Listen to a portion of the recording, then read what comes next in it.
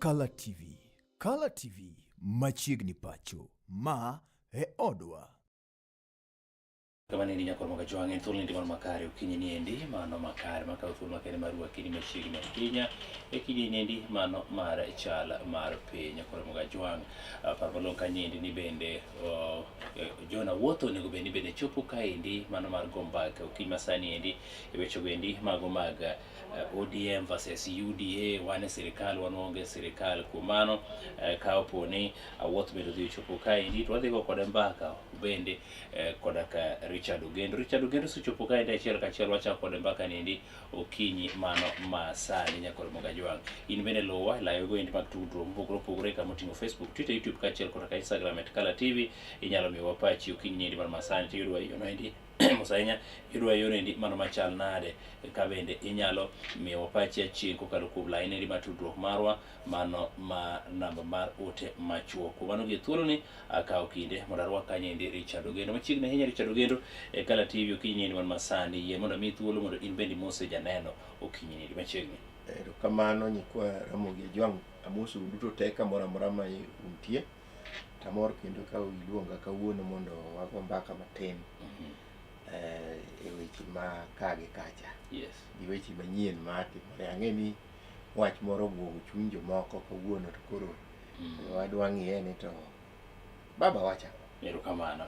Amor kabisa kuom thuolo mari mekawo. Yie mondo wachake gi kanyo endi weche nitiere kanyo mar ni wan ok wan e sirikal, wantiere oko. How I wish ni awuotho sechopo kaendi kata kamano geno ni odhi chopo kaendi mondo bende wang'i anena kanyo matut ni to chalo nade nikech waneno ka kweth mago mag ODM osiko mani gin gionge sirikal to gin gi siro mana Ruto nyaka 2027. Tok mano endi wach mano mar totam gino ging'eyo. Ndano kae ma bero kelo liet ka jatend duond buch ODM Raila Odinga ne ogolo wach ni ok ageni kaka jakanyo ma duond buch UDA nyalo wachano. Ing'e ni ODM kaka chama nigi haki mar bedo gi chunye. Aparo ni kapok President William Ruto gi Raila Odinga obiro together ne gi sign gimiluongo ni okay nyisa kanyo ni wuotho sechopo kaendi wagawiyo kaendi mano madundo wakaw mana ote niendi nyakor mga joang kaso wachaka mbaka wa e tiel niendi mano mar ariyo kata tiel niendi mano mokwongo gi wuoth kaachiel koda ka Richard Ogendo kidhi mabor.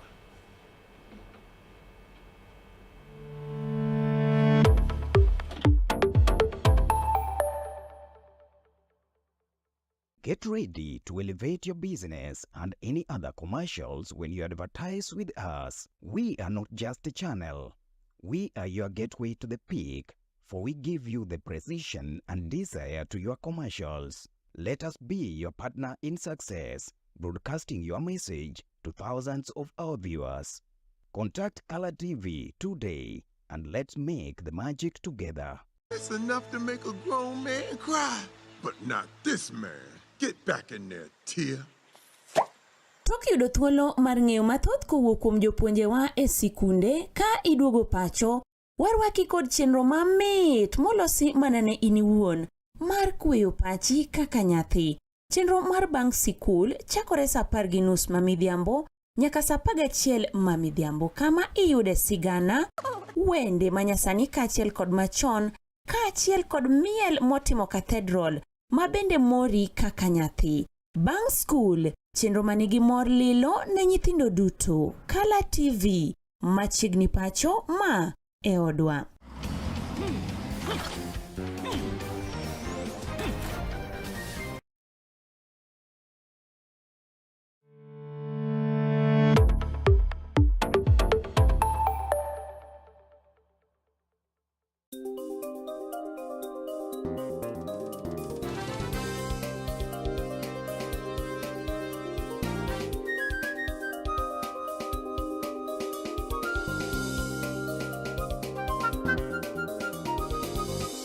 Ineno Color TV.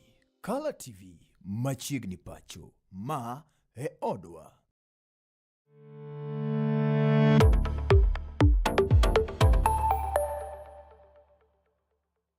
Get ready to elevate your business and any other commercials when you advertise with us. We are not just a channel.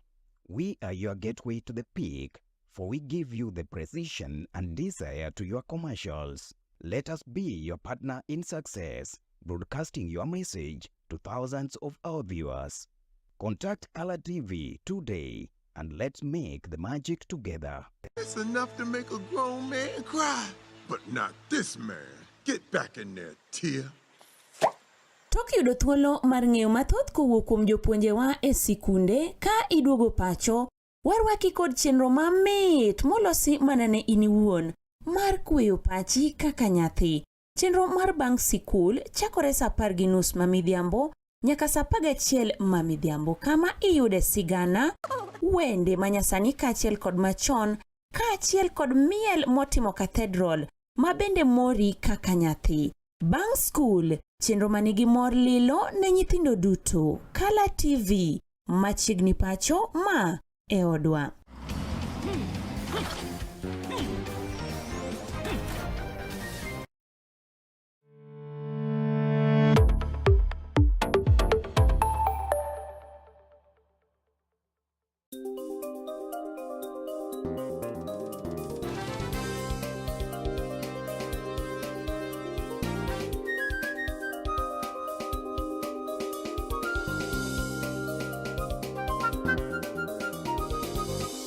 Ineno Color TV. Color TV, machiegni pacho ma e odwa.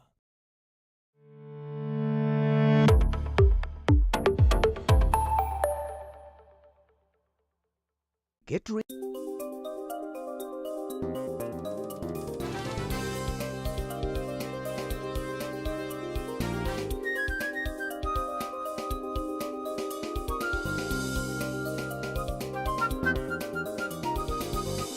Ineno Color TV. Color TV, machiegni pacho ma e odwa.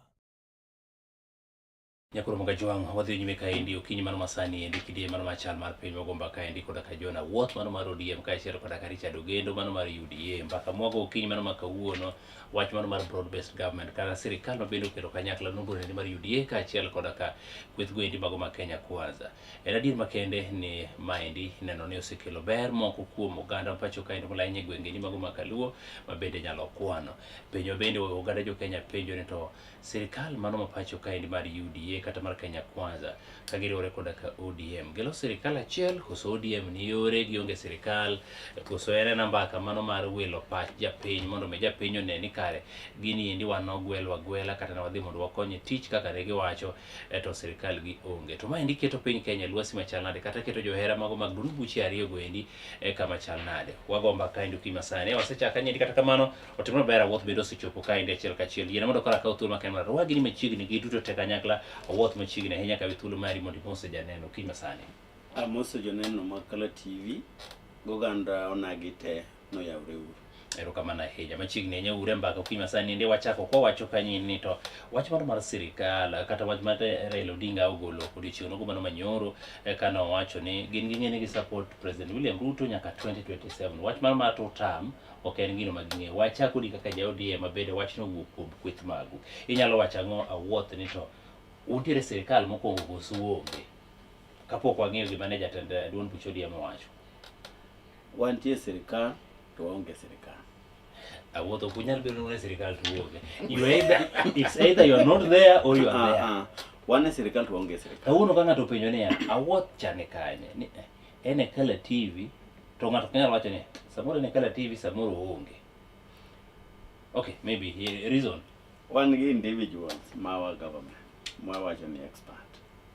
Nikech ka dala wang', yes, kata kanya laro gi ng'ato puodho to ode wang', ok mona ting'o pi adhi kwene god adhi anego go mach kata wan gi issues wa. Gima ne timore ni 2024 yes, kijende matindo mag agency no wuok ne gidwaro hakiki. To no chopo kama koro momo kijende matindo jonjore no donje yi mane Kenya nyalo dhi iwacho to the dogs.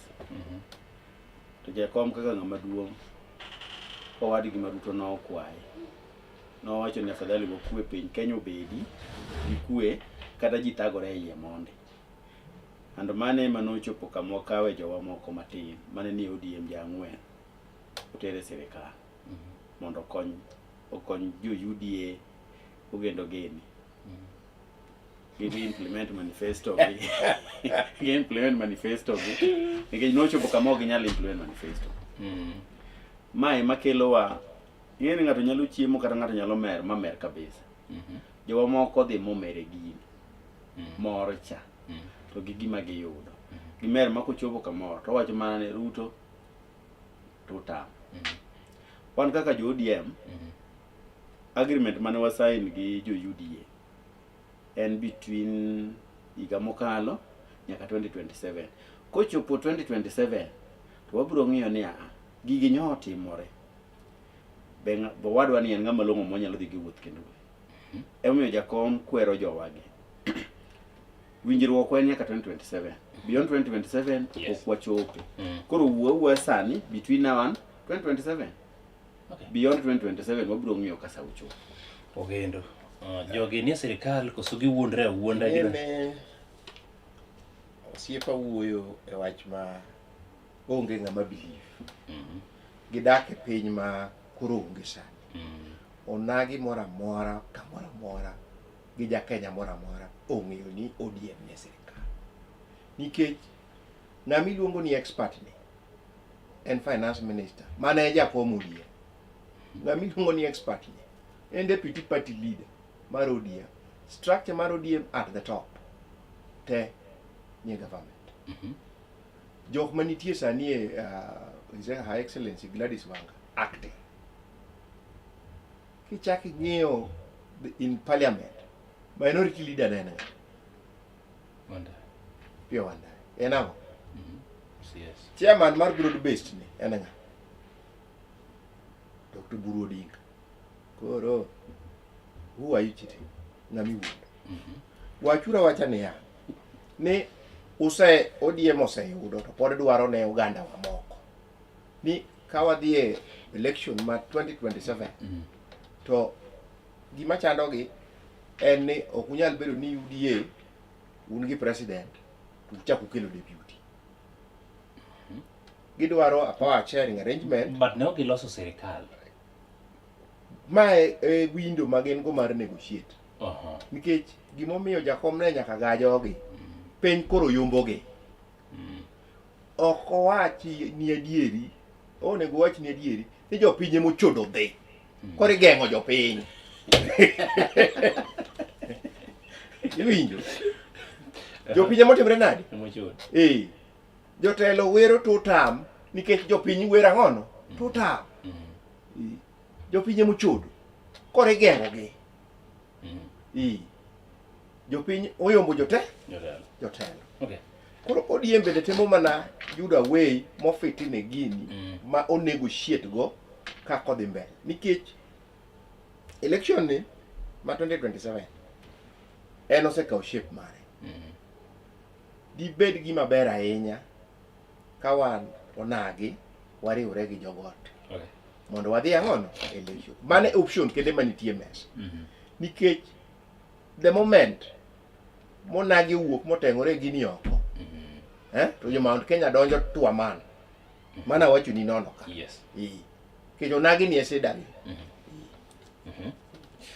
okay awuoth iwinjo kanyo mosanya iwinjo kanyo ndi kama ogendo kelo wach mar negotiation maru sani is now revolving around who should be the deputy president nikech ufeel ni kare ng'ani ok onego bed ni bedo gi sirikal full to umbe un part of that government ma uloso mwacho ni unutero experts could it be true ni udwaro position mano ma deputy president and mind inyalo dhi konyo machal nade koso mae manyalo konyi ka president William Ruto wacho ni fine ayemi position ma deputy now kuru support fully awinjo ka osiepna wacho ni jopiny ochudo kang'ene maybe jopiny ma idalagi kata ode kiwuotho oko ka japiny moluongo nochudo ma gombe yo maruto dhi go dala japiny mogombo mowacho nochudo japiny onge gir UDA kata Kenya Kwanza japiny onge gir ok ang'eyo ni gin jopiny mage machielo 2027 yes kurwa dong 2 years ekwa the election of 2027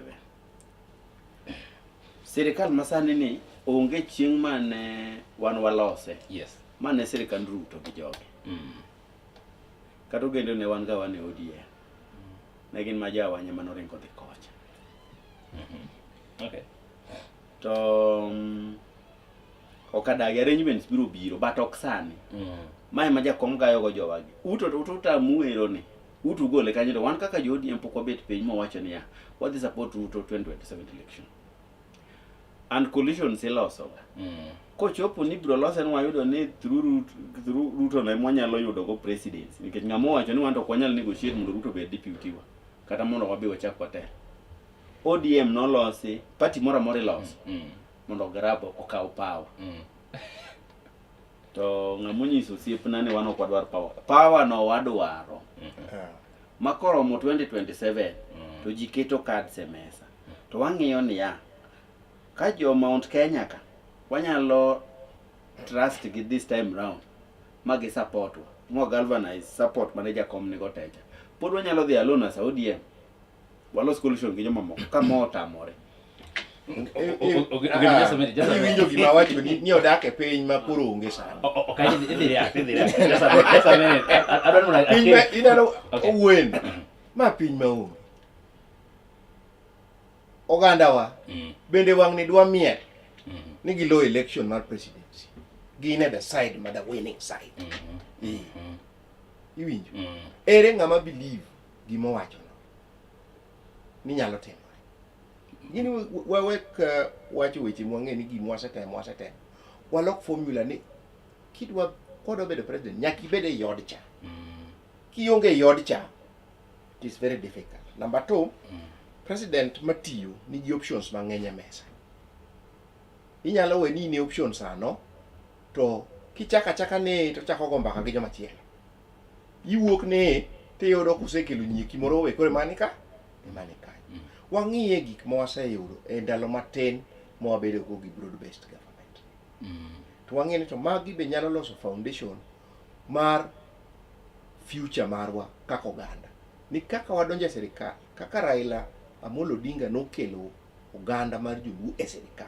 Jaluo kik chak wuoge ang'ono e sirikal. Nikech ka wadwaro nagi mondo chieng' moro obed president, to kama wadonjo donge iye ka. Ok wawuog oko. Ineno ka William Ruto bedo president nikech nok no wuok outside government. Kata kane gikethore gi jakom Raila Amolo Odinga, nodong' adong'a e side mar Kibaki mane ni government. Kae to gidhi gi Uhuru to gilo. Gikethore go Uhuru ok nowuok e sirikal, ok no resign. Odong' adong'a ang'ono e government. Kae to dhi otimre nade? Bedo president. Okay. Awuoth, awinjo kanyo kiwacho ni kata mana ODM pod nyalo negotiate gi President William Ruto mondo obed the deputy to une mubed ugol ng'ama the running aura matine madonje aura matin. Iye gik ma very open. Aura matin e madonje aura. Awuoth Mano pachi wuodo.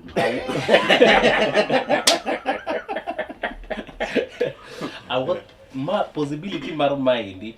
Okay. Kaka jafwambo, but kaka Henry, samora ni it's 0.something%. Mondo President William Ruto go bade pito wacho ni oyo ayibedo deputy, walk from the top position to be the second top position.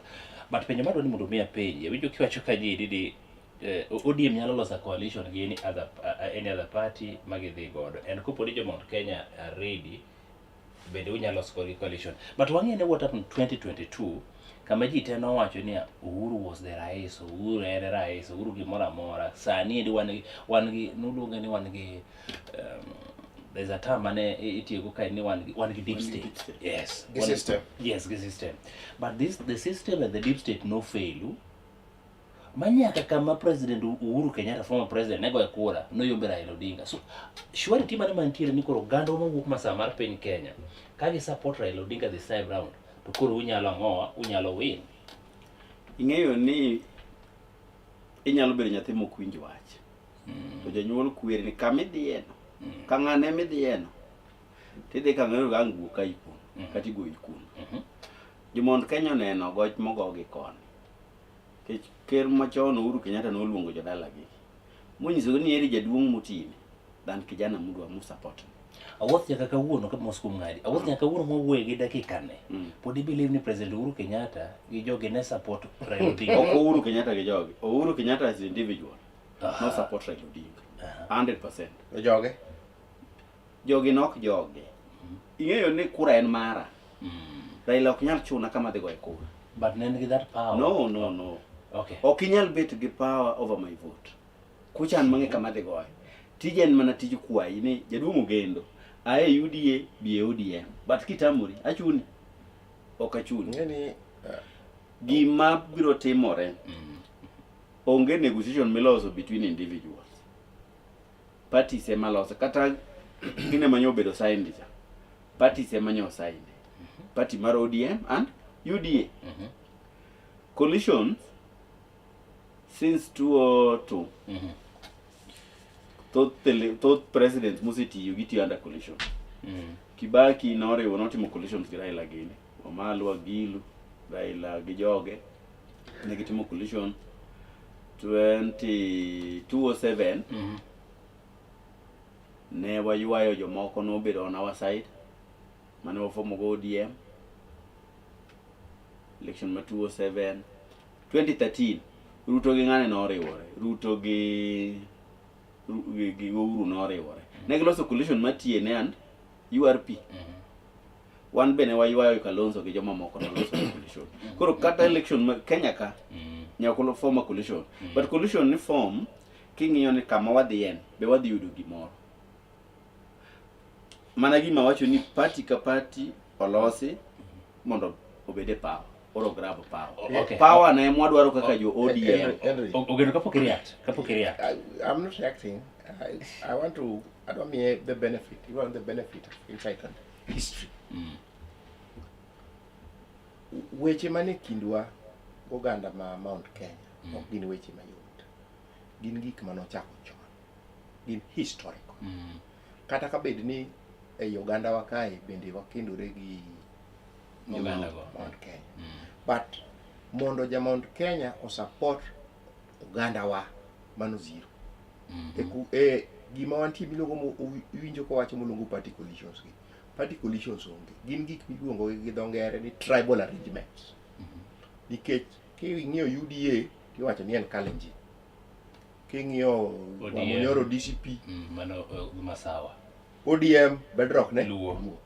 But ODM is wow, not a political party. No, unge gami wuondo. The arrangement and kama. Yes. Mondi succeed in Kenya politics. Okay. Blocks ariyo gi nyaka ibed gi blocks ariyo. Either in gi Mount Kenya gi the Lake Block or in gi Mount Kenya gi the Rift Valley Block or in gi the Rift Valley Block gi the Lake Block. Now, the Lake Block ma en onagi ema miyo stability in Kenyan politics from independence. Ne ka oganda ma ka Moi osekawo loch. Yes. To oganda ma Mount Kenya nochako gore kode. No ywayo nagi mokelo machiegni momiyo gi ministries mang'eny kamano. Momiyo President Moi stability e serikal. Emomiyo ni neno ka Joluo were very senior in the Moi government. Unfortunately, Joluo no walked out of that government. Nikech, human right. Yeah. What? So Joluo walked out of the Moi government. Which year? They walked out of the before 1992.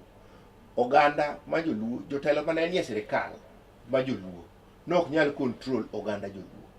They were being controlled by the forces mag the then Jaramogi Oginga Odinga. So the Luo walked out of government. That is the truth. But then bang elections man 92 to abedo gi gimoro ni corporation. Joluo chakuru ngono serikal through Jaramogi Oginga Odinga. So anytime majaluo nie serikal, whether the president and Kalenjin or the president and Kikuyu, omiyo that president stability. Kata mana the elections ma 2017. After that elections, that is when we had the handshake. It forced President Uhuru mondo kelo oganda mar onagi e sirikal. Kata kana okomiyo gi kombe moko, komora mora, to nomiye stability motieko tamne maonge tungni. Okay. So onagi plays a very critical role, not only Kenya, in Tanzania and even in Ugandan politics. they provide the stability. Stability mineno ni Uganda sani ne ma Museveni ni gono is provided for by the Luo nation in Uganda. Ka the Luo nation ochako kode tulu sani, he'll be out of power. Yes. So gima dwa nyiso owadwa ni we are in a position ma ji romanticize gimoro ni Gen Z onge. Wan ne wang'e Gen Z ni iwache ni Gen Z, these children jomoko bawa munyoro no design gimoro. It has happened also in Eastern Europe where a group designed something. You can watch it on YouTube along with Otpor, to use the youth, Yes. the Orange movement, to gain power. You understand? Okay. So the youth were put in such a manner ma gibedo disillusioned. The first 2 years of power man, every president in this country bedo ga shida. Kibaki nen shida no.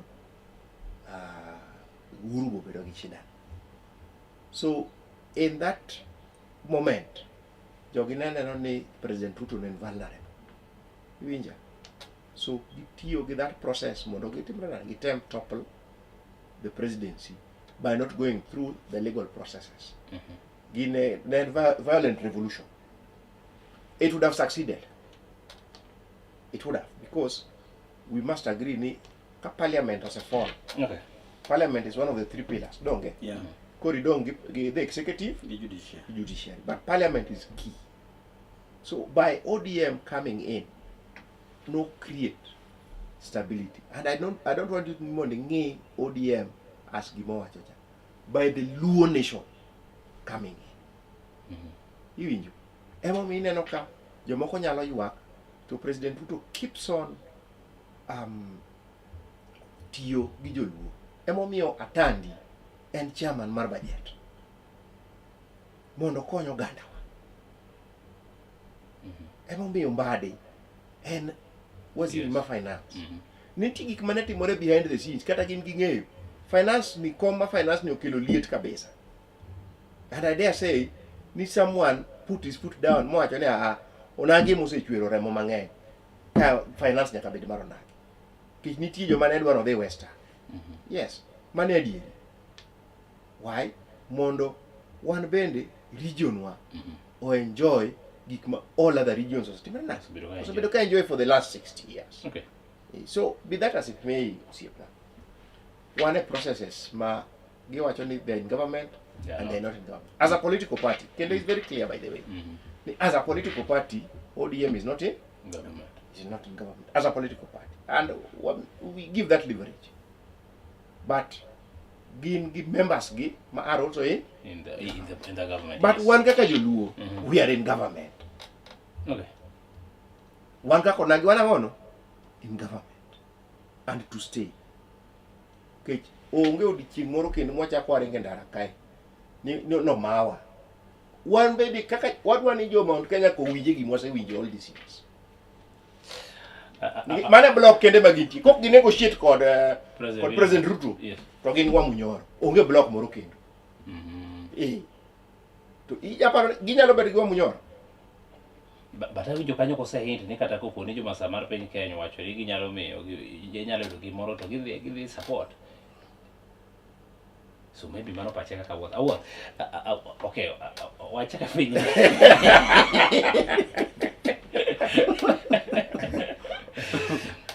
Be any president, Ruto is the president. Yes, I am president. Because Raila Nyoso is president. So makata constitution alima wacho ni Ruto is the president. In Raila manyisi ni ngane president. Makata ka wuone mawacho mana ni no Gende is the president, you will just say no Gende is the Raila president. Raila wacho no Gende president. That of course he can. Okonyalo wacho no Gende president. Nisha wadhi election and kawuna pani. No, from your statement. From my statement, okanyalo oko. Asebete studio kaka una pani mara beach. Kawacho ang'wen mokalo na wacho ni ana ka recognize Ruto as a president. To nikech jatenda manago ne kura maluwo ma support. Lunge ni president. Kura mbinya kalunge ni president. Would that be supporting someone blindly? No. Makata imbe ngi reasons mari monego beni iwacho ni matter is the right direction, but koso party mo owacho ni you are loyal to the party. Matter as individual. ok nagone Ruto kura. Nok a recognize president. Yene- Nikech na believe ni nokodonjo gi yo malong'o. Wach ne Henry gimo nyalo winji. Wach Ma wacho nowinjo. ok winji. Wan Nilot, wan kaka Nilot. Yeah. Every Nilotic society bedo ga mana gi jatelo achiel at any given time. Sani wan gi Jaramogi, then bang'e ka Jaramogi onindo, Yes. ne wan gi yawuot wadek mane dwa telo. One en Professor Peter Anyang' Nyong'o, Raila Amolo Odinga mane en wuod Jaramogi, to kod James Aggrey Bobore. Raila nochwado ji ariyo gi kabisa nikech ing'e ni Nilotic taking over of power is very violent. Chwado jogi te ma keto gi into line tinde giluwe. Kidhi e Rift Valley, ne wan gi Daniel Moi, Yes. a very long time. Ochopo kama koro Moi o exit politics presidency. Koro nitie vacuum. Gideon Bedwa filled this vacuum. It took William Ruto to violently take it away from Gideon Moi. It was not peaceful, you know that. But he took it away very violently. And in the Rift Valley sani, and there's a nitie jok miyiero sani. Gin age na, age of what? Younger. Gin gi transition in leadership. And deliberate. That is how the Nilotic society works. There's a time mochopo ma Jaramogi ne duong, tiwinjo ka gimoro no biro ni young tax. Young tax no swept away the old guard. Modocho. In the next 2-3 years, within the Luo nation, we are going to have a very push and pull. And it's going to be very violent. And I'm not here, Mondo. I sugarcoat tomorrow. But I want you the truth. Why? There are people who feel ni onego ting bade uchot. Mondo obed kingpin majudu. But there are also people who are deliberately working. Ok giyudo traction. Mondo gibed ang'on kingpin. Then there is the system manitie. Ma bende dwa midwife ang'on. It's succession. So we are what the election ma 2027 the succession what the Luo nation on the table is the truth. We must discuss that. What the election ma 2027 the position mar Luo Luo kaka oganda ni be wane sirikal koso wuok e sirikal ma wantie. Ineno gik mo that are on the table. ODM might have its issues, but mago are the other things they are alive to. And they have their own systems. Magitemo manage good. So when Raila speaks, we winjo gimo wacho. Winj gimo ko wacho. Sifuna osebedo carrying around ka wacho ni en weche mag broadbase boko elewo bokia. Dungu go sawache. Muwacha. To jomoko wacho ni ogo against the party. To wacho ni an gi jatelo achiel kende. An gi jatelo adi achiel. Kaka Mega Raila no wuoyo to ji ok owinje. But nyoto koro nyo wuoyo mapani ji koro winje. No, ingene wacho ni Secretary General to kidwa ng'e pach Raila to winj gima Professor Anyang' wacho. Professor Anyang' wacho ni ma Sifuna is the future of the party. Don't get? Yeah. Hey, you know me, I'm gonna listen a lot to what Professor Anyang' says, Nikki. What Professor Anyang' says, gima wacho no, is the thinking mar the party. The party ok en jok mineno yer jokombe ang'ono. Party nitie. Party kanyo party nitie. Chama ina wenyewe. So sama koro ineno ka baba wacho wachni nitie gik mang'eny ma baba temo control. Yes. Oketa break to a process moneno ni nyalo yombo chama ne ma obed gi shida. There is a by-election in Kasipol. And that by-election, it looks like it is tearing the party apart. Man from the outsiders, those who are viewing from outside. But from the inside, jiga ko wuoth girito ng'eni weche mag party ticket no setieki. They know Okay. They will not tell you because I have been with him, I know. Inyalo ringo miti gi pesa ni mang'eny. To nitie wach moro ma gisiko wacho ni ben ng'atwa. Ben ang'ono? Ben ng'atwa. ODM is a very unforgiving party. Kani isechwanyogi. Mi wacho weche moko ma machienglo moko winjore kuomgi. Awacho ni nono. Inyalo temo gimoro amora to giwuondi wuonda ni be konywa. Beda kodwa. To kako ridwaro mari. Gikaw mana ng'ama ging'e ni loyal. Gike? Ito giwiyo. I know. Mane kaka giti.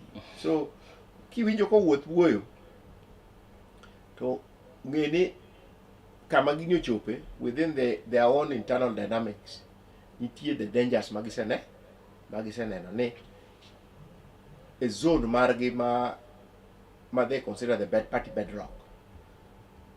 Kok gi keto order to ginyalo yudo ka gima Moine wacho ni madoadoa. They must create order. So that wach moro mar madoadoa ni ka gidhi say Ugenya to ugunja sani to Ugenya ne inja gi MDG nije MDG moro bochako donjo kanyo karanja independent uyombuka support.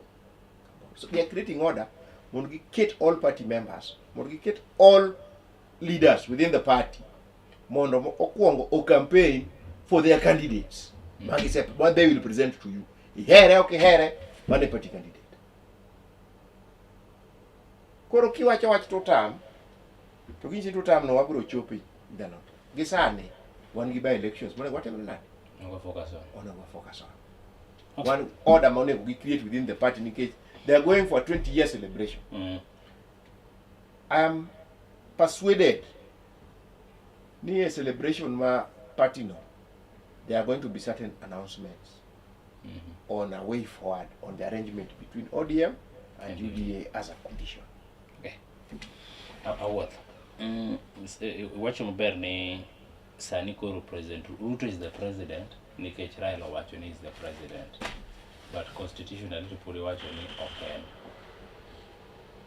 Nikech ka constitutionally to nyiso ni no nego bedi day one mano bede declare cha to mano chi mano bede the president, but wang'e if Raila Odinga leaves UDA gi sani kata mana broad based ne ko where get this broad based government aito wacho no odichung iyo kaka inene bipa ni Oganda Luo masani indi koro moko kuom gima be oseneno kaka joluo moko nie sirikal nyalo still gone Ruto kura mathoth nikech gineno ber moko ma President William Ruto osemiyogi, koso they will only vote for Raila nikech mano wuodgi.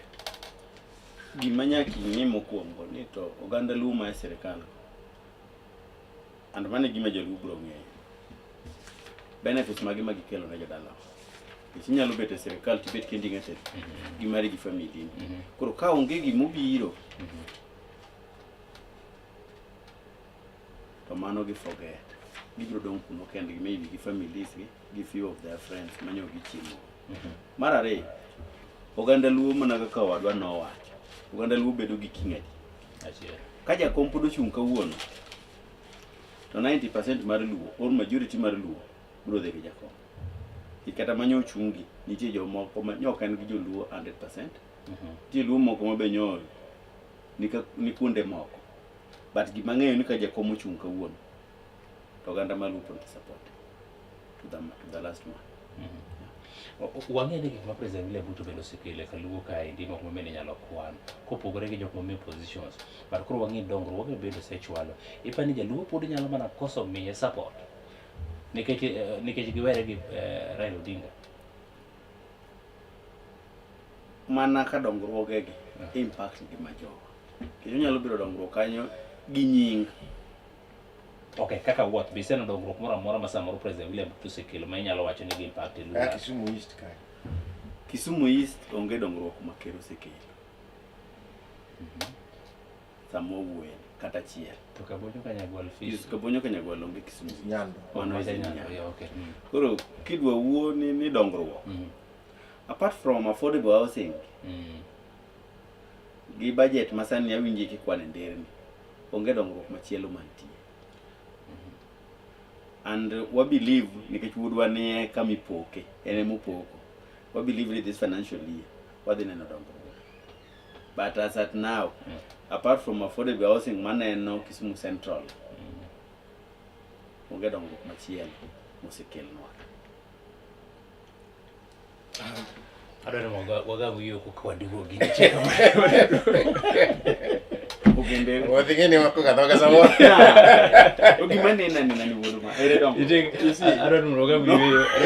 No. Adwaro waga wiyo kai kokwadugo. Aya.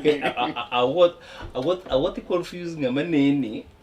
I'm very honest. To gi ngama bende ong'eyo gima dhi mbele. No. Nikech ngina what? Untie gik ma osebedo ka timore. Wakaw kata example no Homa Bay. Because Homa Bay is not part of Lula. Ewa wuo Kisumu kosi wacho the entire Nyanza. Yes. The entire Nyanza kidhi Homa Bay. Yes. Kichana hapa nikita Kisumu ka. Homa Bay ni chief ma national government otimo. Wamiyo credit. Turuaka. There projects. Mano Kisumu project maneno. Is only affordable housing. But one gig more one. Donam kachacha gima president no launch. The rescue center aenda okinene. Iwinjo kendo.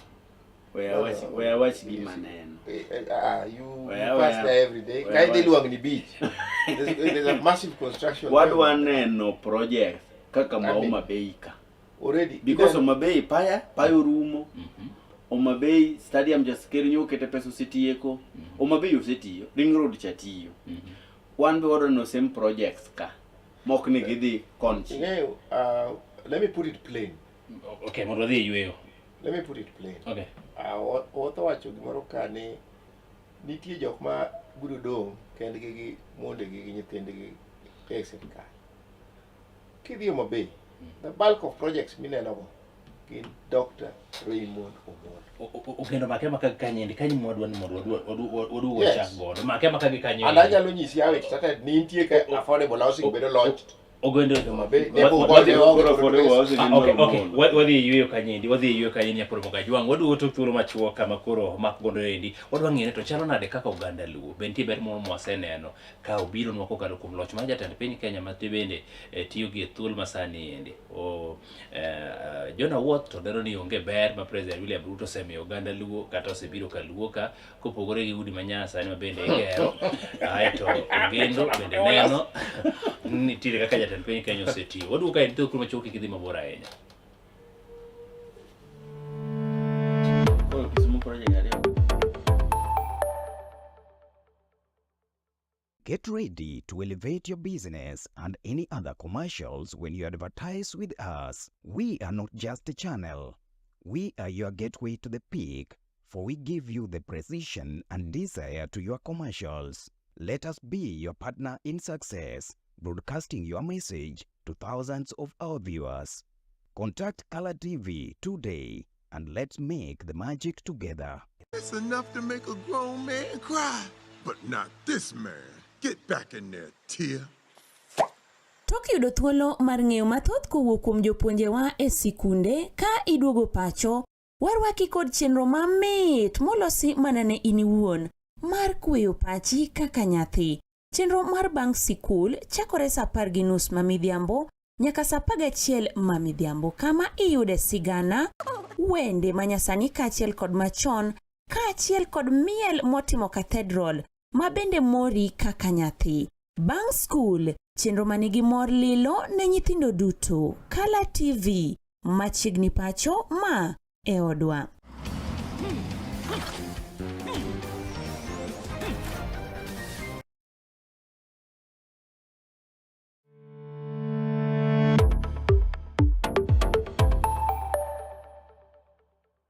Get ready to elevate your business and any other commercials when you advertise with us. We are not just a channel. We are your gateway to the peak, for we give you the precision and desire to your commercials. Let us be your partner in success, broadcasting your message to thousands of our viewers. Contact Color TV today and let's make the magic together. It's enough to make a grown man cry, but not this man. Get back in there, Tia. Tok yudo thuolo mar ng'eyo mathoth kowuok kuom jopuonjewa e sikunde, ka iduogo pacho, warwaki kod chenro mamit molosi mana ne in iwuon mar kweyo pachi kaka nyathi. Chenro mar bang' sikul chakore saa 10:30 mamidhiambo nyaka saa 11 mamidhiambo, kama iyude sigana, wende manyasani kaachiel kod machon, kaachiel kod miel motimo cathedral ma bende mori kaka nyathi. Bang' skul, chenro manigi mor lilo ne nyithindo duto. Kala TV, machiegni pacho ma e odwa.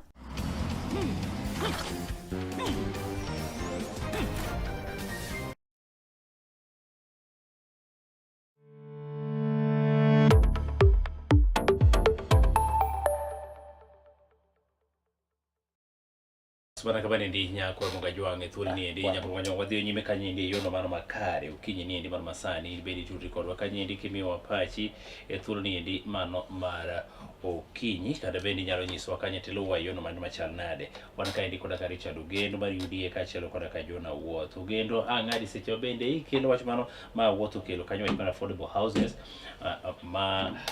be mane gima Wuoth neno kende Kisumu County to be mane kende gima Wuoth neno ngene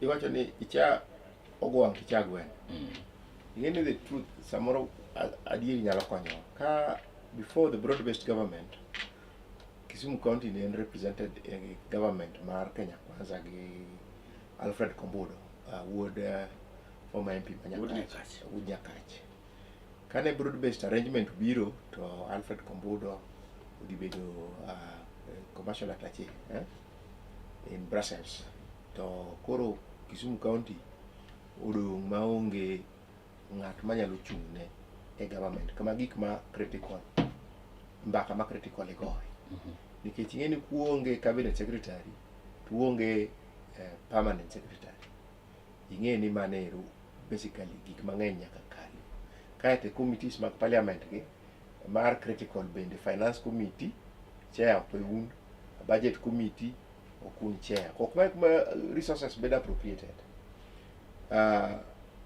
no mewa PS unfortunately and with all due respect PS wane en chi uyama Siaya County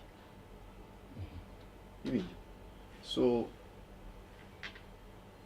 gik mina notimre uma becha en collaboration mar the finance CS with the interior PS ma is the chair of all the PSS even kidi Siaya to in gi the energy CS with a host of other PSS including Oluga Gere don't you see koro Kisumu County en kama ji lore ndege te kage se lore ndege to gini ndio tendewa mabeyo gi to gidhi loso weche mieche gi o taria ngini samora dieri bere makonyo matinde ni sama ne ODM kelo experts gi PSS gi ok ne gi consider Kisumu as a linchpin madricho nikech kidwaro ng'iyo chal mar gweng onagi tichako gi Kisumu City ko kamano nikech mane kama melting pot mar kaka onagi te but one hopeful ni sama gimedo experts sama ikech experts moko dhi med mbele ka to uwe gi jo gimed jo Kisumu County katoa Kisumu East katoa Moroni katoa Nyakach katoa Seme tuwabede gi ng'ama kagweche dongruok bedo discussed either at the PS level or at the CS level wan gi ng'ato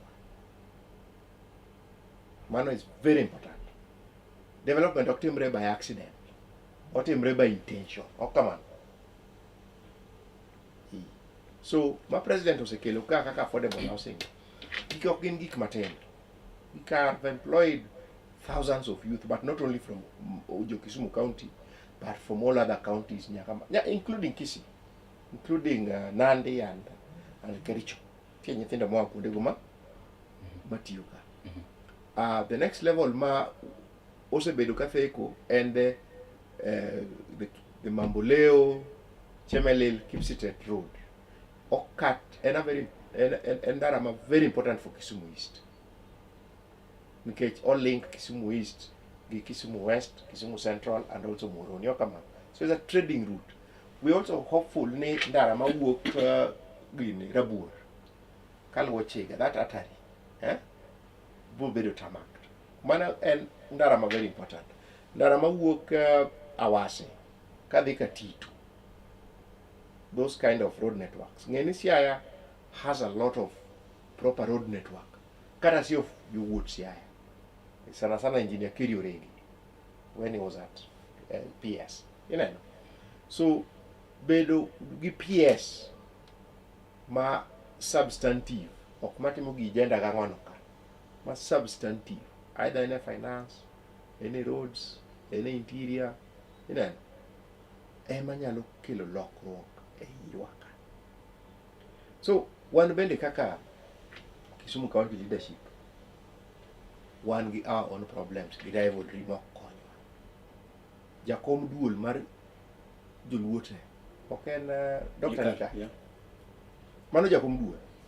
Apenjora ga samoro to leaders magi be gi kama gi betega kaka jo Kisumu County koro gi yalo kendgi. Ma ikaw majority mar assembly, ikaw speaker mar assembly, to get these other MPs wage plus the senator.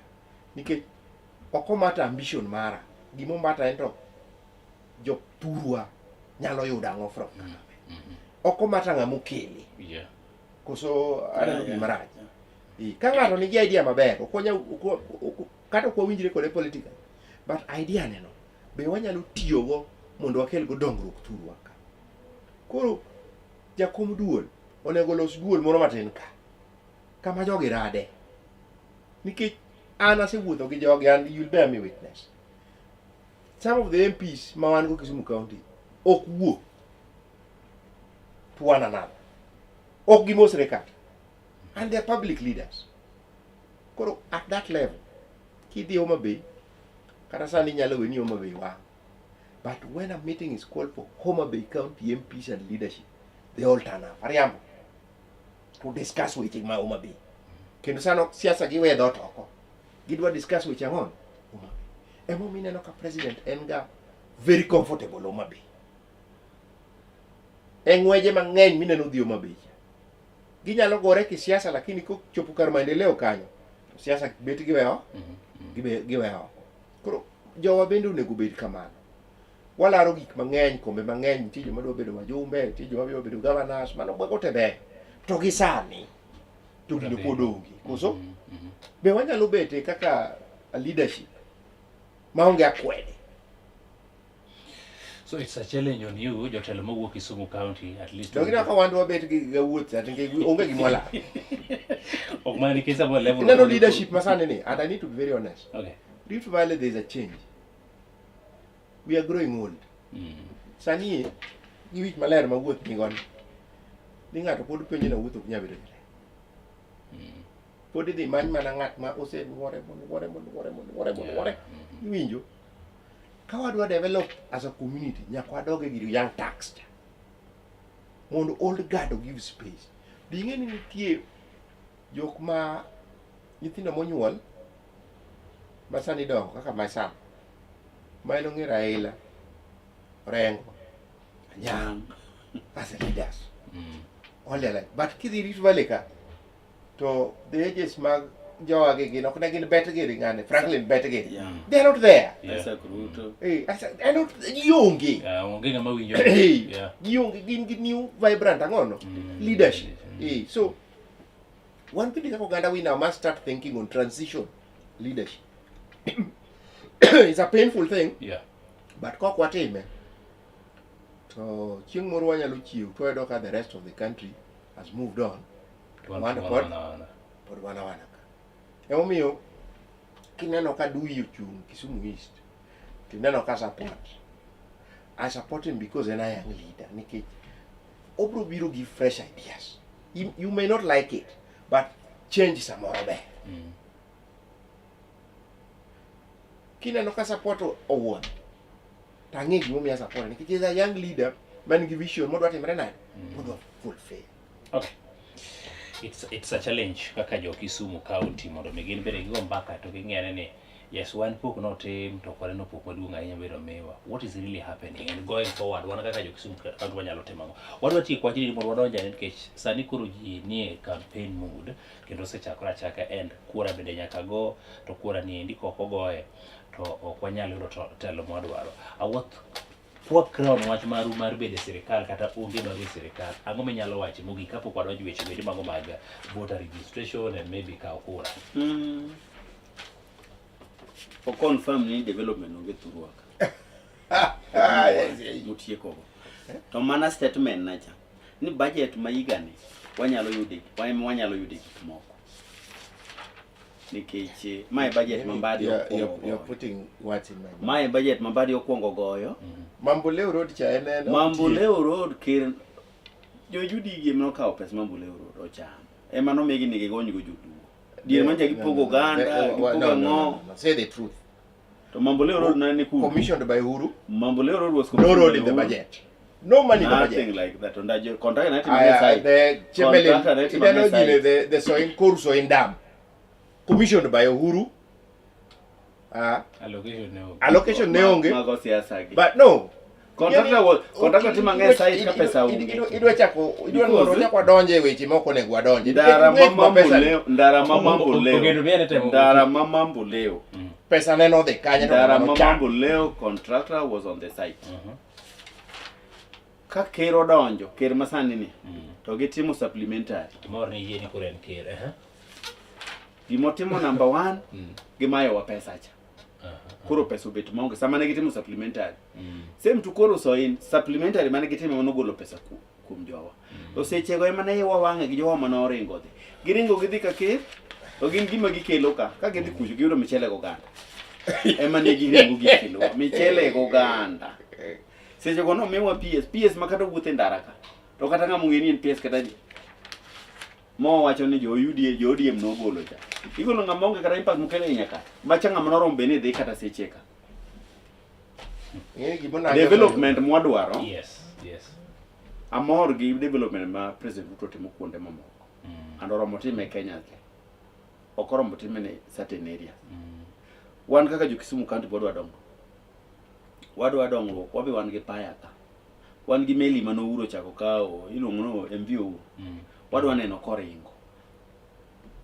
Oromo ketonwa transport system mar lake mane gimano uru Raila dwa timo. Blue economy. Yeah, mar blue economy. Ujo is implementing. Koro oromo bet fully implemented. Wabro mor. To gima waywago, ywago chan ba ywage. Ok wanyal bedo ni Kisumu County maduong' ni kamipoge gimor. Ya Kisumu onge. It's very painful. Waonge PS, waonge minister. To Kisumu men Nyanza ma kata dhi mana kune kijaluo mora apoka winjo kipenjelu ni asia kat oma bendogo isere pod onge Kisumu ndoge man kamora to Kisumu ni ema waonge minister waonge PS but attorney general macha nyakan otedo kanyi siaya ale koro ingeni sane wanga en governor Mauma Bay to nyar Kano okonyo go Kano ogotiyo mna thurgi kuma yiere odoyo video this odoyo wacho ni ya okelo wadgi ochamo gogo odoyo to janeko odoyo is bitter okawo nyami manose dikatedo okelo ni ama ine ticket be owuoyo kamano dino yudo ticket makasi so anyway but the point is made. The point is made. But let me tell you, one in the sugar sector, because that is where I come from, reform society I would love to give you that one because actually need development of whatever. So I just want to clarify. Okay. One subsidized fertilizer no mean production mara sugar cane udi malo mate from fertilizer and sling for chelmi beach sani kor nyayo dia 2500. One to kambego osebedo list out to private investors. Mose chako tich kaka Muroli sani e ko chuli kitero niang tichuli bang jumbareo mokoleo. That is very important ne japur niang. Mago reforms ma timore kaluo waka e Uganda waka. So within the sugar sector we are on track. One tie gi weche moko ariyo adek moko matek korka jotich. Kech ng'eni kambe gi gin private, moko gi bedo wound up. Koro ng'eni jotich need to receive redundancy notices.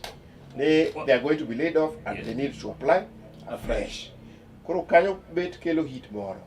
Okay. Seno kaka nyango wuoye wach mar jotich. And sensitive nikech nitie jotich mang'iewo siling 20,000 every month.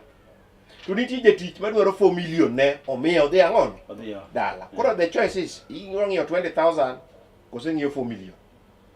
Uru wadwa wegi kanyendi but wadonjo wach machielo nikech awuotho winjo kanyendi ka ogendo osekelo ni transition en gino mabende dwarore ahinya mondo mi at least jok mabedo osebedo ochiw thuolo ne jok mabende mapod tindo mondo bende gikaw positions magintiere. But mind we can do quite change our mindset.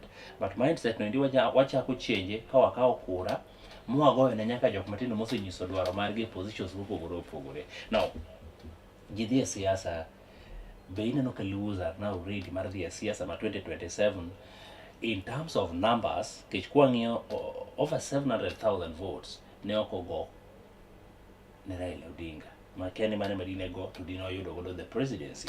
But what should be done ne oganda matindo kata ne jotelo masani nitiere nikech okawinj ka jotelo masani nitiere gini jiworo were mondo kaw ang'owa okaw opande okaw kura to wadwaro ni mondo wakaw positions to bende okawinj ka gijiwo gi mondo gibede gidonje siasa kata gidonje gimany positions. Yes, ing'eyo ni siasa is a calling en luong okoro mudhiri ni dichu baro mini wuog kendi ne dwaro. That is true. Yes.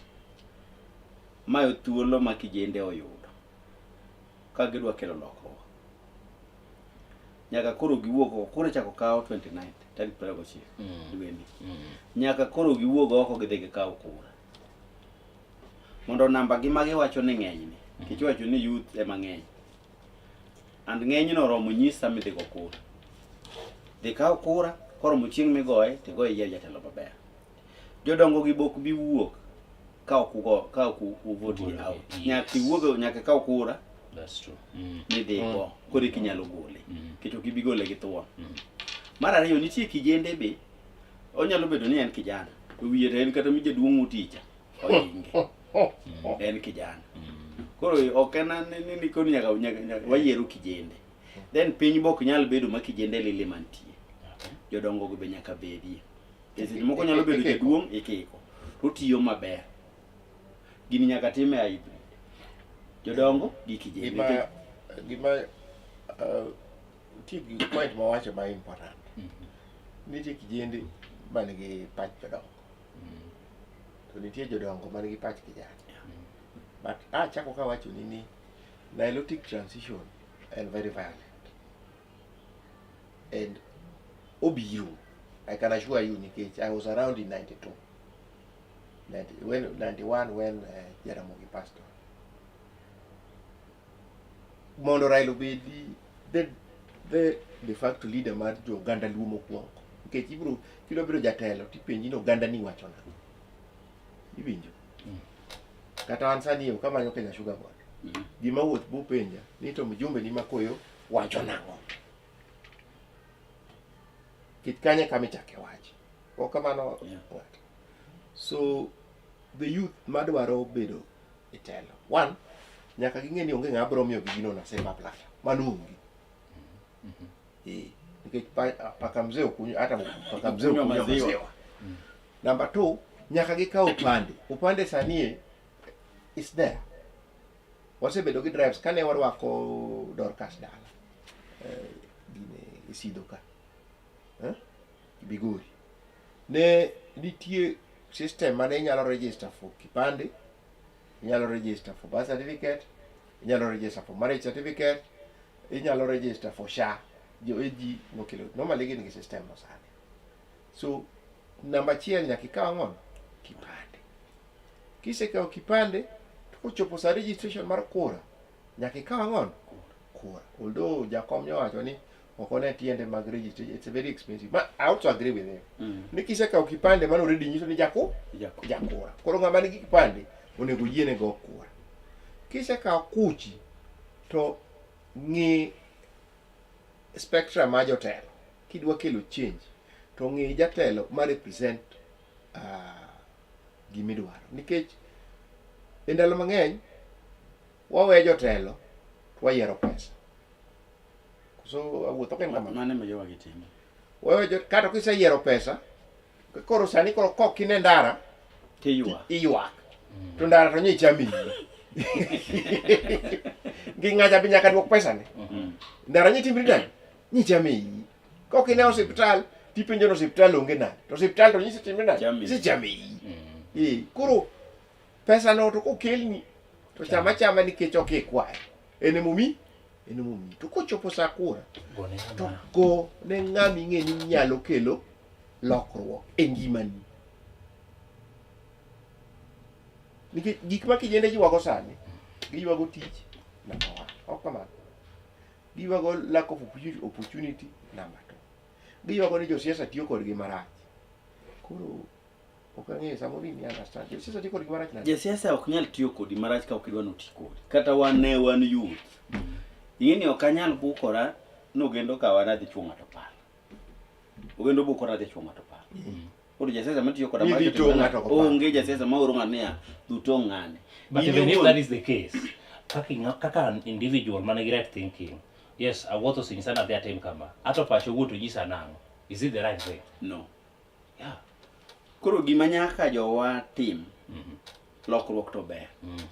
An lokruok nyok bibiro ka ji kata ma jomoko wer kon jomoko wer kon. Ka wayuda joma ma focus mowacho ni wang'ani kata ka en Kisumo ka wadwa kelo lokruok regardless of political party. Wanyalo tim mane kwa nyalo dongo ganda. Nge what has an experience la kama one no wamielo bund ranguma go bul ko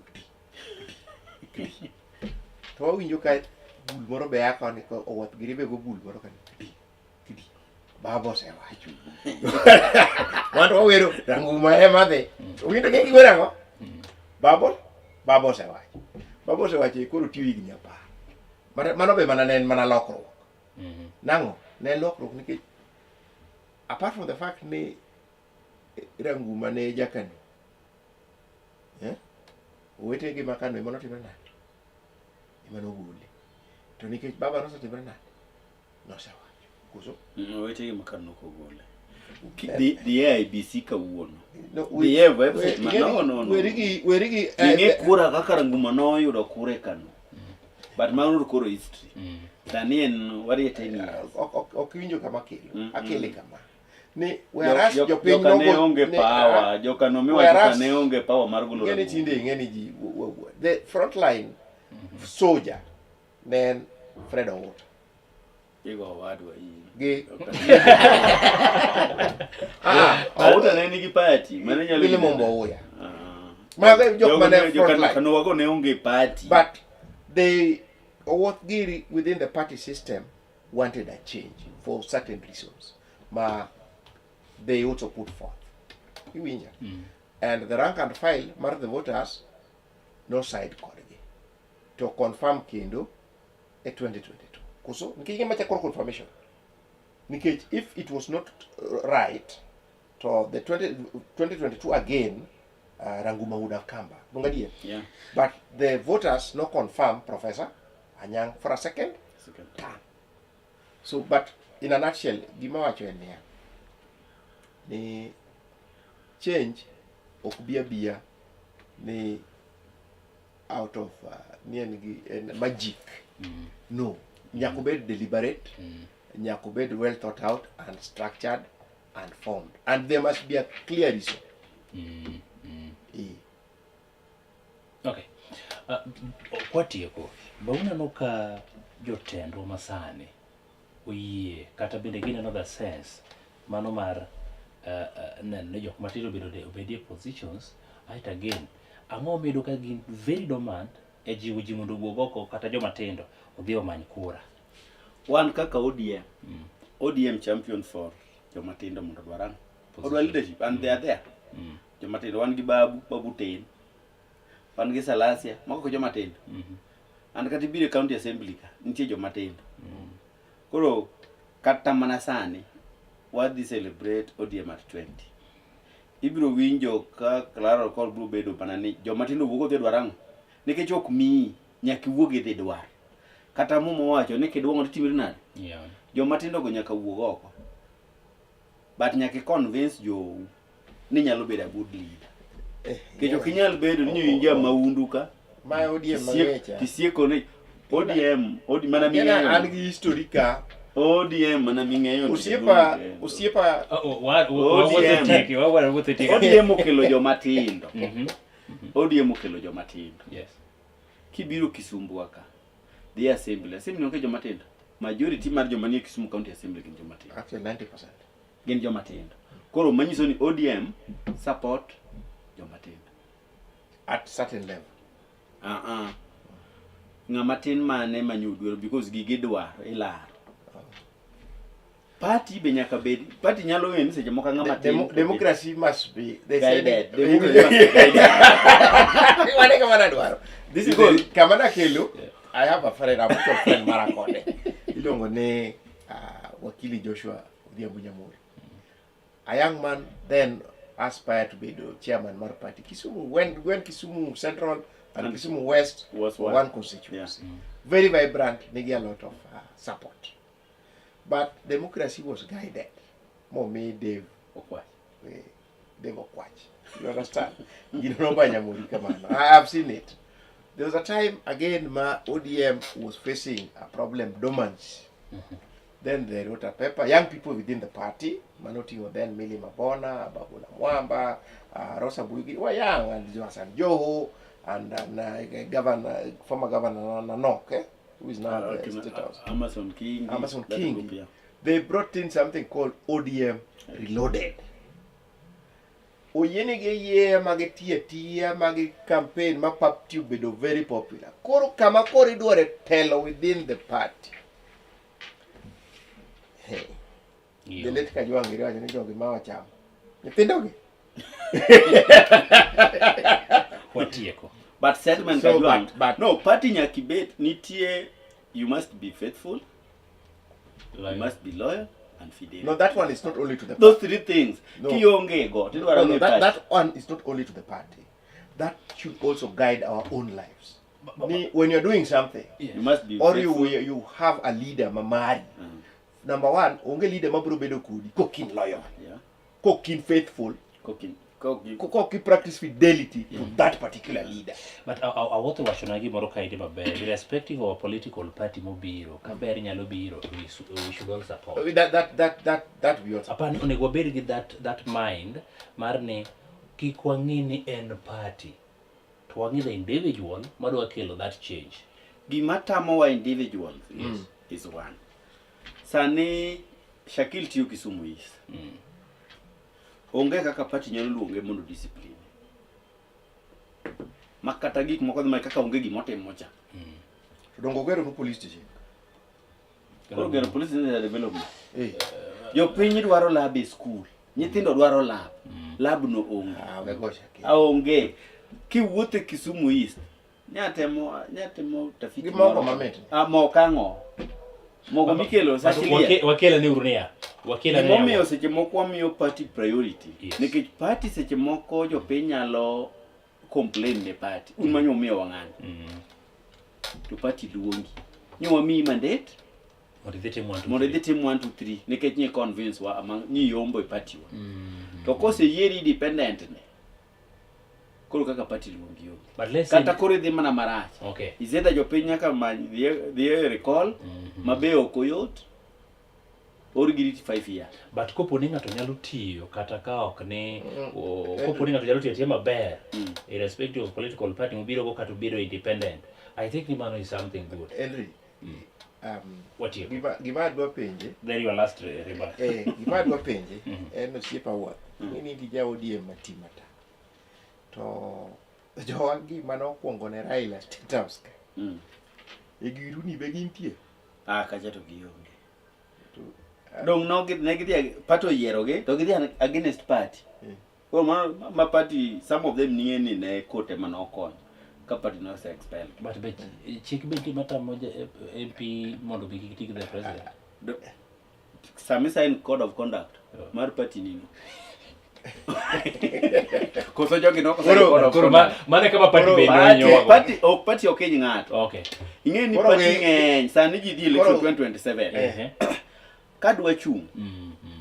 Is either they chung independent or adhi but sama se donje party nyaka abide gik ma party no chike mag party no wanyis gi chon ne gi chak chon gin gi chak chon gito gi chaka chon gi funda I want your last remark as we get bedo wach last remark. My last remark. Yes. Idhi kaw kura chakre proko chiko nyithindo time jo university last year gin gi ID nyithindo majority ma nyithindo madhi timo form 4 this year kura hapa ni thoth gi nyoka ko ID schools nyithindo modonjo e university igani gin gi kitambulisho giwuogo gi kaw kura issue mage yuago mar capitation mar support mar university cha gibro mana kelo lokruok 2027 kogo kura koro nyaka jiwuog oko magi go kura ywak na en ni sasa ama jowagi karuto timo any arrangement sani koro del timo lokruok to ge ni Kisumu county be county. Then that one should also go directly to Jotenduma Kisumu County. Get what are they doing in case I want to believe they can reach President William Ruto. Get angoma get tema mana gi lobby gik moko mondo donjo Kisumu County. Ogendo wache mogik. An wach na mogik en wuoyo go ganda na monagi. Ni nyaka ne independence mar Kenya wasebedo gi one vice president manen Jaramogi Oginga Odinga but sasa ma jalango ni eloch eka jaluo chiegni gi serikal kendo ng'e ni 2007 je lango no support His Excellency Raila Amolo Odinga, the Right Honorable Prime Minister. Magino no bae mana matendo, yombo to no yombo. Koro gisani, for the first time, chairman mar budget, mar parliament, en Mheshimiwa Atandi. Wan gi geno ni sit no dhi konyowa ka waneno gik mosekete budget. Finance Minister from independence onge jaluo kata janyanza ka mano osebedo finance minister. Mano wayudo kata sio President Ruto. Sitima makoro waneno kaka Mheshimiwa Pionda and he's doing a good job across Luo Nyanza sani. Mano kata sio President William Ruto. Wan gi cooperatives ma bende onego bed ni ng'ane no bed appointed Sasraka Ranguma to movement podokwane.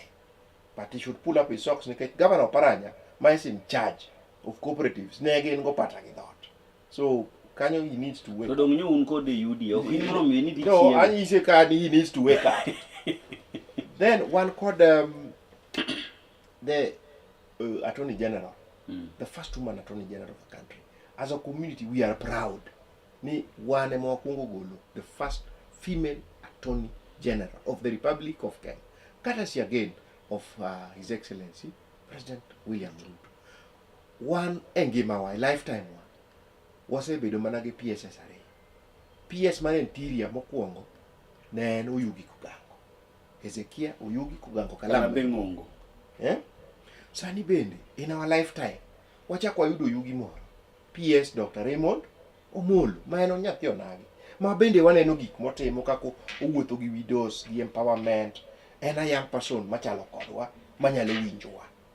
So nyiso gandawa ni kaka wadhi mbele, kaka wasedonje serikal, kaka Raila no osetero wa serikal.